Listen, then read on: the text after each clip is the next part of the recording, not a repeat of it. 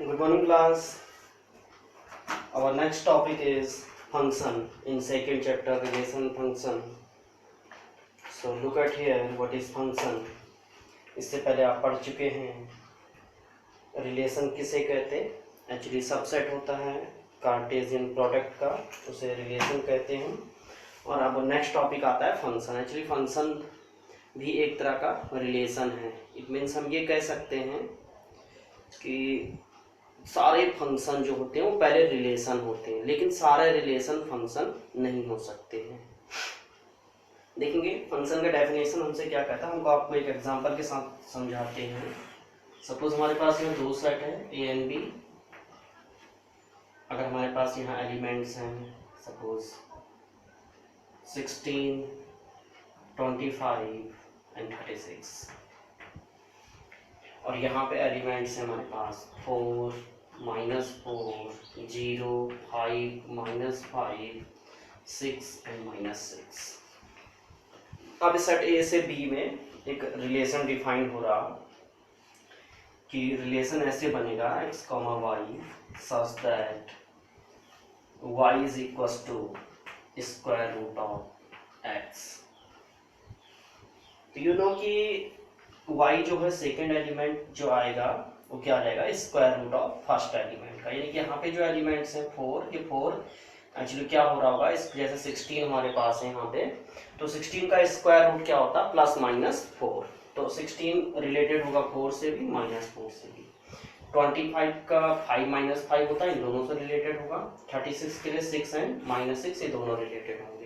तो जैसे 16,4, 16,-4, 16,0, 16,5, 16,-5, 16,6, 16,-6, ये सारे मिलाकर तो क्या बनाएंगे, कार्टेशियन प्रोडक्ट। लेकिन उनमें से इस रिलेशन को अगर हम लेकर चले तो 16,4, 16,-4, 25,5, 25,-5, ये मिलकर क्या बनाएंगे, रिलेशन बनाएंगे। अब एक स्टेप और आगे हम चल के आ रहे हैं फंक्शन पे। अब फंक्शन किसे कहते हैं, फंक्शन की डेफिनेशन के according a relation from A to B is the set of those elements which have one and only one image in set B। A और B के अंदर हम फंक्शन उसे कहते हैं जब A के if all elements of set A has an element in set B। इस बात को ध्यान रखेंगे, यहाँ पे कोई भी एलिमेंट छूटना नहीं चाहिए। सबसे पहली बात तो जैसे हम देख रहे हैं, मान लीजिए मैं यहाँ पे एक एलिमेंट 7 लिख देता हूँ जो किसी से भी रिलेटेड नहीं है, तो ये फंक्शन कभी नहीं होगा। सबसे पहली सिचुएशन, पहली बात, यहाँ पे कोई भी एलिमेंट छूटना नहीं चाहिए। ठीक है, अब यहाँ पे एलिमेंट नहीं छूटना चाहिए, एक बात ये हो गई। और दूसरी बात क्या कि यहाँ पे जो इमेज होंगी बनेंगी इसकी, there is one and only one image in set B. यहाँ पे सिर्फ एक इमेज होनी चाहिए। लेकिन यहाँ पे हुआ क्या है, 16 का इमेज 4 भी है, 16 का इमेज -4 भी है। अगर ऐसा होता है तो इसे फंक्शन नहीं कहते हैं, सिंपल सी बात। ठीक है, जैसे अगर हम एक एग्जाम्पल लेके चले आपके लिए, और राम, मोहन और विजय, और अब मैं यहाँ पे लिख लूं R, M और V। तो राम रिलेटेड है, सपोज के फर्स्ट लेटर से हम एक रिलेशन बना रहे हैं कि बिलोंग करता है इसके फर्स्ट लेटर को, मोहन M से और विजय V से। Now you can see Ram, Mohan, विजय, यहाँ पे 3 एलिमेंट्स हैं और तीनों के 3 एलिमेंट्स रिलेटेड है यहाँ पे एक से। राम सिर्फ एक से रिलेटेड है, मोहन सिर्फ एक से रिलेटेड है और विजय सिर्फ एक से रिलेटेड है। तो देखिए Ram, Ram comma R, Ram comma M, Ram comma V, Mohan comma R, Mohan comma M, Mohan comma V, Vijay comma R, Vijay comma M और विजय कॉमा वी। ये तो बनेगा कार्टेशियन प्रोडक्ट। अब जहां तक रिलेशन की बात आएगी, तो रिलेशन अगर ये डिफाइन हो रहा कि फर्स्ट एलिमेंट्स हैं तब तो Ram comma R, Mohan comma M, Vijay comma V बनेगा।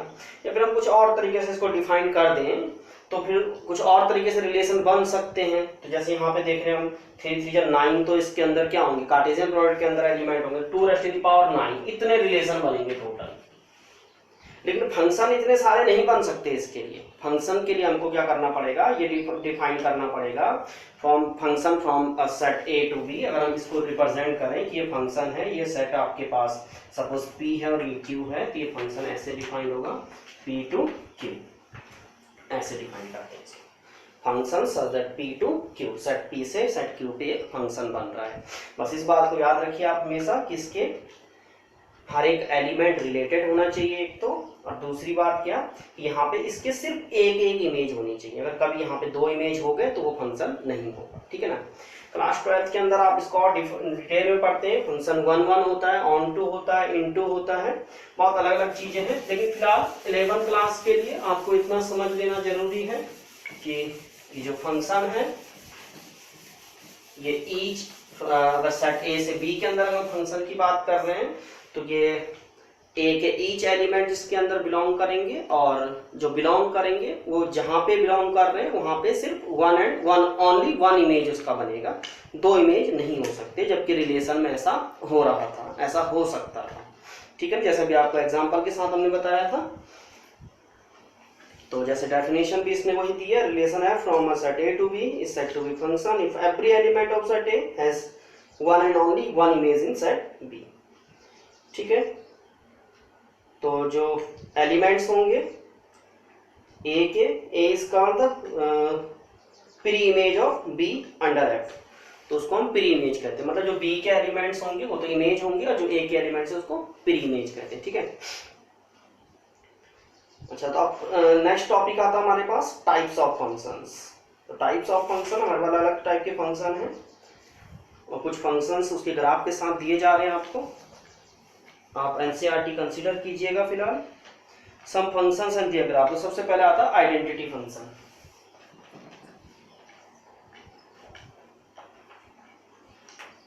आइडेंटिटी फंक्शन, तो देखेंगे आइडेंटिटी फंक्शन क्या हो गया।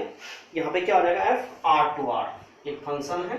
आर टू आर का मतलब यहाँ पे ये समझ लीजिए आप, ये ऐसे अगर हम लिख रहे हैं इसका मतलब हो गया रियल नंबर से रियल नंबर। कभी आर टू एन लिखेंगे, real number to natural number. R to W लिखा, real number to whole number, ठीक है ना। तो ये आर टू आर के लिए एक फंक्शन है। वाई कैसे डिफाइन किया जा रहा, जो आइडेंटिटी फंक्शन होता है y equals to f x. अब ये आप इस बात को समझ के चलिएगा अब आप आज के बाद हमेशा के लिए, जैसे हम x कॉमा वाई लिखते हैं तो ये जो सेकेंड एलिमेंट होता है इसकी बात हम कर रहे हैं। ये एक्चुअली होता क्या है, ये फंक्शन होता है। अब देखिए फंक्शन कैसे होता है। सपोज मैं कहूंगा आपको कि एफ एक्स एक फंक्शन है x प्लस 7, ठीक है। तो इसी को हम क्या कहते हैं, कि क्या है, y है। तो y का वैल्यू कितना है, x प्लस 7 है। अब अगर हम इसके लिए कोऑर्डिनेट फाइंड करेंगे, इमेज अगर हम बना रहे हैं, तो इसने कहा रियल नंबर है तो कुछ भी हो सकता है, x ये है, y हम ले लेंगे। जैसे आप कोऑर्डिनेट लास्ट ईयर तक बनाते थे सेम वैसे ही x1 लिया, 1/2 लिया, 0.3 लिया आपने, ऐसे ले लिया आपने x का वैल्यू।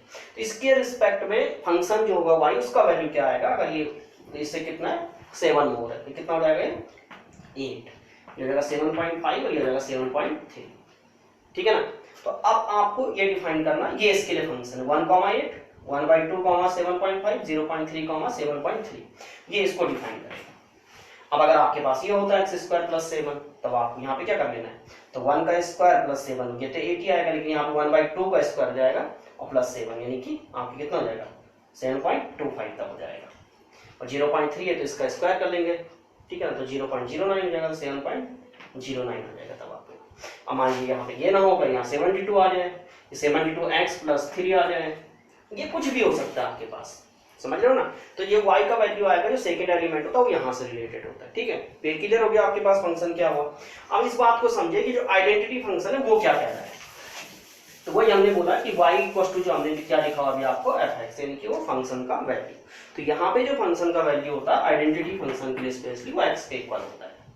सिंपल सी बात है कि जो आपके पास x होगा वही आपके पास क्या हो जाएगा, y हो जाएगा। यानी कि आप क्या करते हैं, अगर इसके लिए आप एक ऐसे कॉलम बना लेते हैं, x ये है, y ये है। अगर आप x का वैल्यू 1, 2, 9, 7 रख रहे हैं तो y का वैल्यू उसके रिस्पेक्ट में 1, 2, 9, 7 आ जाएगा। तब इसका ग्राफ कैसे बन जाता है, तो ये बनेगा 1,1, 2,2, 9,9, 7,7, ठीक है। तो ऐसे बन जाता है, जैसे 1, 2, 3, 4, 5 यहाँ हो, 1, 2, 3, 4, 5 यहाँ हो, तो 1 है इसके लिए 1, 2, यहाँ आ जाएगा, 3, यहाँ आ जाएगा, 4, यहाँ आ जाएगा। बस ये एक स्ट्रेट लाइन बनती है विच पासेस थ्रू द ऑरिजिन, जो ऑरिजिन से होकर जाएगी ऐसे। ये इसका ग्राफ होता है, ठीक है ना। आप देखिएगा, हमने पीडीएफ फाइल में भी इसको अपलोड किया है स्कूल की वेबसाइट में, आप वहां पे भी पढ़िएगा तो आपको वहां पे अलग अलग स्लाइड के साथ मिल जाएगा आइडेंटिटी फंक्शन और उसका ग्राफ कैसे बना हुआ, ठीक है ना। तो इसी में नेक्स्ट फंक्शन आता है हमारे पास कांस्टेंट फंक्शन। देखेंगे कांस्टेंट फंक्शन किसे कहते हैं अपन, जैसे नाम से पता चल रहा है, सिंपल सी बात है। कांस्टेंट फंक्शन मतलब यहाँ पे क्या होगी, वैल्यू कांस्टेंट हो जाएगी, कोई भी एक फिक्स वैल्यू हो जाएगी, ठीक है ना। देखिएगा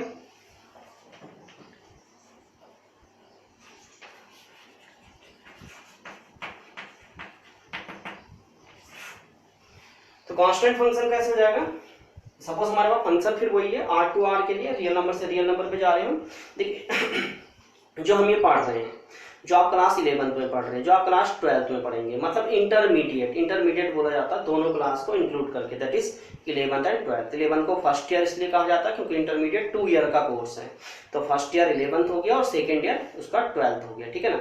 तो इंटरमीडिएट में जो पढ़ाया जाता है मैथमेटिक्स के अंदर, वो आप पढ़ते हैं रियल वैल्यूड फंक्शन के बारे में। और रियल वैल्यूड फंक्शन का मतलब होता है यहाँ हम रियल नंबर से रियल नंबर के ऊपर ही चल रहे हैं, यानी कि कॉम्प्लेक्स नंबर वाली सिचुएशन यहाँ पे फंक्शन के अंदर नहीं आती है। ये आप हायर मैथ्स में आगे की क्लासेस में पढ़ेंगे, ठीक है ना। तो up to intermediate you have to read only real valued function, ठीक है। तो ये हमेशा R में या R2N में या R पॉजिटिव में, यानी कि पॉजिटिव रियल नंबर में, या R2Z में, इनमें ही चलता रहेगा, ठीक है ना। जैसे कांस्टेंट फंक्शन की बात करें तो मैंने आपको कहा R2R है, रियल वैल्यूड फंक्शन है, तो ये R2R में ही आएगा आपके पास, यानी कि आप रियल वैल्यू ले रहे हो और रियल वैल्यू ही यहाँ पे आपको निकल कर आएगी, ठीक है ना। सेम वैल्यू नहीं बोला, रियल टू रियल बोला। 6 का हो सकता है -3 आए, 6 का हो सकता है 1/2 आए, that is also real numbers, ठीक। अब कांस्टेंट फंक्शन की बात हुई तो यहाँ पे जो y इक्वल टू होता है वो होता है fx is equal to suppose c मतलब कोई भी कांस्टेंट टर्म है, ठीक है ना। तो देखिए इसके लिए कैसे हम कर लेंगे, y इक्वल टू fx और इक्वल टू c, जहाँ पे x क्या है R2R है, तो इसका हमेशा ध्यान रखिए। जो इसका आपके पास आपको 2-3 चीजें बताई थी, डोमेन बताया था आपको, इमेज बताया, वो डोमेन रेंज बताया था आपको, कोडोमेन बताया, डोमेन कोडोमेन और रेंज बताया था। तो ये जो x का वैल्यू होता है, ये क्या है, x की वैल्यू जो भी हम पुटअप करते हैं वो क्या है हमारे पास यहाँ पे डोमेन है। उसको सॉल्व करके जो वैल्यू आती है वो क्या हमारे रेंज है, समझ लो ना। और सॉल्व करने के लिए जो हमारे पास यूनिवर्सल सेट होता है, वो सारे के सारे वैल्यूज क्या है हमारे पास वहां पे से, यूनिवर्सल सेट कौन सा हो, जैसे यहाँ पे R2R में हमारे पास, तो ये है वो सेट भी जिसको हम A to B कहते थे अभी तक, ठीक है ना। तो ये क्या है, ये वो यूनिवर्सल सेट है, यानी कि इसके लिए कोडोमेन क्या होगा, रियल नंबर का सेट होगा, समझ रहे हैं। जबकि इस फंक्शन के लिए हमारे पास रेंज क्या होगी, कांस्टेंट नंबर, कांस्टेंट टर्म होगा जिस पर हम फंक्शन को लेकर जा रहे हैं, ठीक है ना। और जो हमारे पास इसका डोमेन है, यानी कि जो वैल्यूज x के लिए हम पुटअप कर रहे हैं वो क्या होगी वहां पे, वो भी R से R में, तो वो भी क्या होगी आपके पास रियल नंबर, ठीक है। तो y equal to fx equal to जैसे c है, तो मान लीजिए c हम कह रहे हैं कि x क्या है, x तो बिलोंग कर रहा है किसको, R को, और c सपोज कोई कांस्टेंट टर्म है, सपोज मैंने कहा c है हमारे पास -3 सपोज, ठीक। तो c -3 हो गया। अब देखेंगे इसका मतलब ये होगा, ये हमारे पास अगर हम इसके कोऑर्डिनेट फाइंड करें, ये x है ये y है, x इक्वल टू रियल को बिलोंग कर रहा है, कुछ भी हो सकता है, 1 लिखा, 1.7 लिखा, 0.1 लिखा, -3 लिखा, ठीक। अब जो y है, लास्ट क्वेश्चन में, लास्ट जो इससे पहले हमने आइडेंटिटी फंक्शन लिखा था, वहां पे हमने क्या कहा था, x is equal to y, जितना x है उतना ही y है, तो वहां पे तो सेम वैल्यूज आ रही थी, लेकिन यहाँ पे क्या हो गया है, y is equal to c and c is -3। तो यहाँ पे नॉट मैटर की कोई फर्क नहीं पड़ता इस बात से कि x का वैल्यूज क्या चल रहा है, y का वैल्यू हमेशा कांस्टेंट रहेगा, that is -3, that is the reason कि function is known as constant function, okay. तो y का वैल्यू कितना मिलने वाला है हमको, -3 एंड -3, ठीक है ना। तो ये -3 पे एकदम कांस्टेंट लाइन जाके चलेगी हमारे पास। तो ये कैसी लाइन बनती है, ये हमारे पास x एक्सिस के पैरेलल लाइन आ जाती है, आएगी, आप देखेंगे। तो अगर हम इसको रिप्रेजेंट करें 1, -3, तो हम कैसे करेंगे, 1 इधर जाएगा पॉजिटिव, -3 सपोज यहाँ नेगेटिव आ जाएगी, फिर हम क्या 1.7, -3, तो 1.7 कितना होगा, 1 से थोड़ा सा दूर चला जाएगा और -3 फिर यहाँ नीचे आ जाएगा, 0.1 और -3। 0.1 यहाँ पे होगा, इस 0 के थोड़ा सा करीब, और -3 फिर से नीचे आ जाएगा आपके पास। देन -3 -3 आप ऑरिजिन टू लेफ्ट आओगे, यहाँ से आया -3 और फिर -3 इसके नीचे आ जाएगा। यू कैन सी कि ये जो आ रहे हैं, ये डॉटेड जो बन रहे हैं, ये एकदम एक स्ट्रेट लाइन बन गई। जब आप इसको ऐसे ज्वाइन कर दोगे तो आपको ये एक्स एक्सिस के पैरेलल एक लाइन दिखाई देगी। ये है ग्राफ ऑफ कांस्टेंट फंक्शन। बस ये डिपेंड करता, अगर हमारे पास ये -3 ना होकर प्लस का 3 होता तो ये यहाँ से 1 2 सपोज ये 3 तो 3 के पास से यहाँ पे से ये पैरेलल लाइन चल जाती। बस सिंपल, ये तो अबव द ओरिजिन या below the origin, it's depend on sign of that constant term, that is positive और नेगेटिव। ठीक है ना, तो इसको बोलते हैं हम क्या, कांस्टेंट फंक्शन। ठीक है, नेक्स्ट आता हमारे पास पॉलिनोमियल फंक्शन। तो पॉलिनोमियल फंक्शन क्या हमारे पास, जैसे पॉलिनोमियल का पता आपको, अलजेब्रिक एक्सप्रेशन जहां पे वेरिएबल्स का एक्सपोनेंट नॉन नेगेटिव इंटीजर होता, उसी को हम क्या कहते हैं, पॉलिनोमियल फंक्शन कहते हैं। ठीक है ना, तो पॉलिनोमियल फंक्शन है, ये भी हमारा आर से आर के लिए चलता है। तो पॉलिनोमियल फंक्शन हमारे पास किस तरह से हो सकते हैं, 2-3 तरह के हो सकते हैं।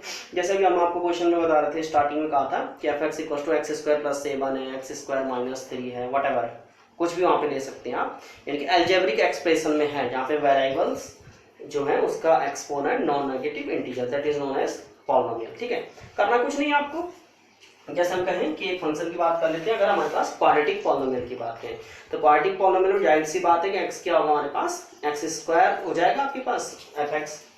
ठीक है ना, यहाँ पे fx हो जाएगा हमारे पास x², और इसी को हम क्या कहते हैं, y कहते हैं, जो हमारा क्या बनाता है, इमेज बनाता है। ठीक है ना, यानी कि जो हमारा रेंज बनाने के काम आएगा। अगर हम इसके लिए ग्राफ बनाना है तो हम पहले कोऑर्डिनेट इसके लिए निकाल लेते हैं। जो कोऑर्डिनेट निकालेंगे, ये x है हमारे पास और ये y आता है।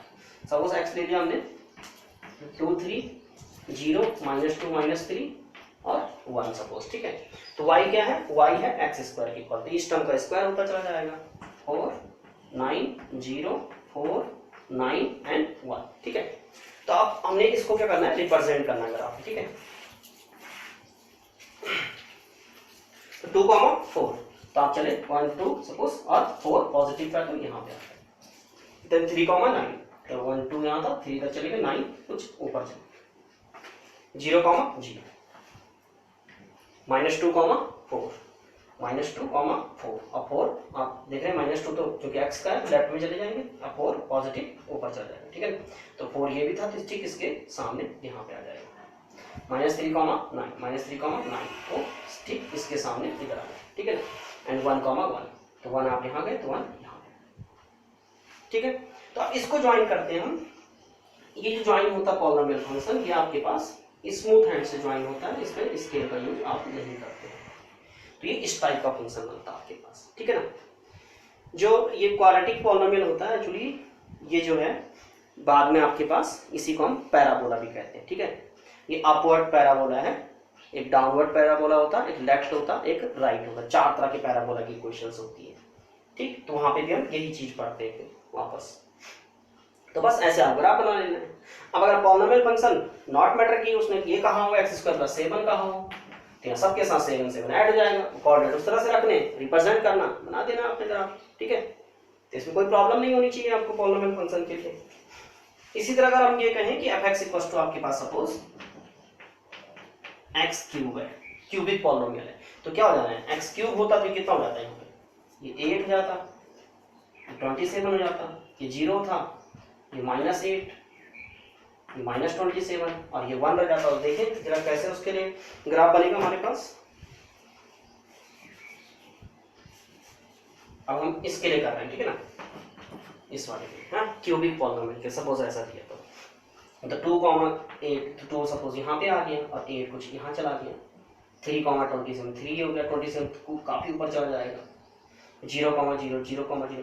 अब यहाँ पे से देखेंगे अब दोनों नेगेटिव है, नेगेटिव है तो मतलब थर्ड क्वाड्रेंट में साइन जाने वाला, -2 -8 समथिंग यहाँ पे आ गया, -3 -20 -3 सपोज यहाँ पे आया और -27 इधर नीचे चले गए। तो इसका जो ग्राफ बनता है वो इस टाइप से बनता है। देखिए ये यहाँ से ऐसे ऊपर चलता जाता है और यहाँ से ऐसे नीचे जाता है, इस टाइप का ग्राफ बनता है ये वाला क्वाड्रेटिक का था। तो ये क्यूबिक पॉलिनोमियल का फंक्शन बनता है। क्यूबिक पॉलिनोमियल जो है वो दो क्वाड्रेंट के अंदर यूज होती है, कहाँ, फर्स्ट एंड थर्ड। क्यों ऐसा होता है, जाहिर सी बात है कि x का वैल्यू या तो पॉजिटिव होगा या नेगेटिव होगा, ठीक है ना। तो या तो पॉजिटिव यहाँ पे आता है, नेगेटिव यहाँ पे आता है x के लिए, ठीक है ना। अब y भी उसके रिस्पेक्ट में क्या होगा, सेम के लिए पॉजिटिव का पॉजिटिव, नेगेटिव का नेगेटिव, क्योंकि वहां पे क्या है, पावर इसकी 3 जो कि क्या है, ऑड नंबर है, ठीक है ना। तो यहाँ पे क्या होगा, यहाँ पे थर्ड में है, तो फर्स्ट एंड थर्ड में ही चलता है। जबकि जो ये हमारे पास था क्वाड्रेटिक, तो क्वाड्रेटिक कहाँ चलता है हमारे पास, फर्स्ट और सेकंड में, समझ रहे हैं आप। क्योंकि x नेगेटिव हो सकता है लेकिन y कभी नेगेटिव नहीं हो, क्योंकि y क्या है, x स्क्वायर। अगर किसी नेगेटिव नंबर का हम स्क्वायर कर रहे हैं तो हमेशा क्या हो जाएगा, वो पॉजिटिव हो जाएगा, ठीक है ना। तो ये हमारे पास था पॉलिनोमियल फंक्शन, ठीक है। इसके बाद इसी तरह से आता है हमारे पास रैशनल फंक्शन। तो रैशनल फंक्शन के अंदर क्या करना है हमको, रैशनल फंक्शन जैसे आपको याद होगा क्लास 10th के अंदर पॉलिनोमियल चैप्टर के अंदर आपने डिवाइड करना सीखा था। किसका डिवाइड, पॉलिनोमियल्स का डिवाइड। तो पॉलिनोमियल्स का डिवाइड कैसे करते थे हम, जैसे x square plus 7x plus 2 है आपके पास, और इसको डिवाइड कर रहे हैं हम x प्लस 3 से। तो ये जो है फ्रैक्शन में आ गया ना आपको, इसीलिए इसको क्या बोल रहे हैं हम, रैशनल फंक्शन। रैशनल फंक्शन का मतलब हो गया जैसे रैशनल नंबर हमारे पास होते हैं which can be written in form of p upon q। Here क्योंकि ये फंक्शन है, ये अलजेब्रिक पढ़ रहे हैं, ठीक है ना। यहाँ पे वेरिएबल्स आते हैं हमारे पास, इसलिए ये p अपॉन q के फॉर्म में तो रिटर्न लिखा ही गया है, लेकिन यहाँ पे p और q क्या है, वहाँ पे हम इंटीजर कहते हैं, लेकिन यहाँ पे p और q क्या है हमारे पास, पॉलिनोमियल्स हैं। जहाँ पे ये वाला पॉलिनोमियल है वो जीरो पॉलिनोमियल कभी नहीं होता है, यानी कि हम यहाँ पे कहते हैं कि qx is not equal to 0 और px कैन बी 0। ऐसा होता नहीं, लेकिन अगर कभी हो भी जाए तो नो प्रॉब्लम एट ऑल। तो अब करना क्या हमको यहाँ पे, तो ये क्या बन जाएगा हमारे पास, ये अब हमारे पास ये फंक्शन है, तो ये y का वैल्यू मिल गया। अगर ये y है, ये फंक्शन है, तो इसके रिस्पेक्ट में हम x का वैल्यू फाइंड करेंगे, सिंपल, ठीक है। तो वही करना है आपको, बस x का वैल्यू ले लेना है। मान लीजिए 1 लिया आपने, तो देखिए 1 हो जाएगा, 7 1 7 1 8 2 10 और ये हो गया कितना, 4। तो 10/4 कर लेंगे, 10/4 इसका वैल्यू आ गया y का, इसके रिस्पेक्ट में। फिर x का 2 लो, फिर ये फाइंड करो, x का 3 लो, ये फाइंड करो, माइनस लो, प्लस लो, कुछ भी ले सकते हैं, ठीक है। वो डिपेंड करेगा, अगर r टू r में तो कुछ भी ले सकते हैं। अगर ये आपको n टू r दे रहा है तो n मतलब नेचुरल नंबर, तब आपको सिर्फ 1 2 3 4 लेना है। अगर इसने w टू r दिया है तब आपको 0 टू इंफिनिटिव लेना है। अगर इसने आपके पास z टू r दिया है तो आपको यहाँ पे सिर्फ क्या लेना है, इंटीजर। r क्यों कह रहे हैं हम, क्योंकि हम डिवाइड कर रहे हैं, हो सकता है कि कभी ऐसी वैल्यूज मिले कि वो क्या बन जाए, आपको रियल नंबर बन जाए, इंटीजर ना बने। तो ये होता हमारे पास क्या, रैशनल फंक्शन। तो इस तरह से 4 फंक्शन हम आपको बता चुके हैं। रैशनल फंक्शन आपको बताया अभी, पॉलिनोमियल फंक्शन बताया, constant function and identity function, ठीक है ना। अब नेक्स्ट वीडियो में हम रिमेनिंग 3 फंक्शंस और हैं जो बहुत इंपॉर्टेंट फंक्शन होंगे, उसको कंप्लीट करेंगे आपके लिए। आप इसको केयरफुली रीड करिएगा। Thank you.